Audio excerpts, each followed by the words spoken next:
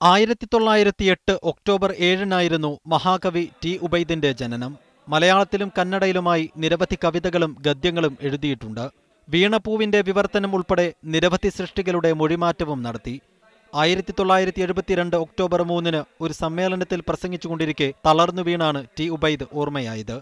അന്ന് തൊട്ട് ഇന്നുവരെ മുടങ്ങാതെ അനുസ്മരണം സംഘടിപ്പിക്കുകയാണ് കാസർഗോഡ് സാഹിത്യവേദി. 41ാമത് അനുസ്മരണമാണ് ഇത്തവണ നടത്തിയത്.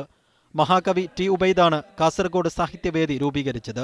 ഓർമ്മയായ നാൾ മുതൽ മുടങ്ങാതെ 4 പതിറ്റാണ്ടിലേറെ അനുസ്മരണ ചടങ്ങുകൾ നടക്കുന്നത് അപൂർവമാണ്.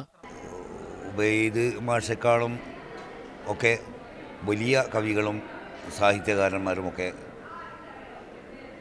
വേർപിരിഞ്ഞു പോയിട്ടുണ്ട്. പക്ഷേ അവരുടെയൊക്കെ ഓർമ്മകൾ ഇതുപോലെ എവിടെയെങ്കിലും ആചരിക്കപ്പെട്ടോ എന്നുള്ളത് ഇപ്പോഴും സംശയം തോന്നുന്നതാണ്. ഫറൂഖ് കോളേജ് മലയാള വിഭാഗം തലവൻ അസീസ് തരുവണ അനുസ്മരണ പരിപാടി ഉദ്ഘാടനം ചെയ്തു.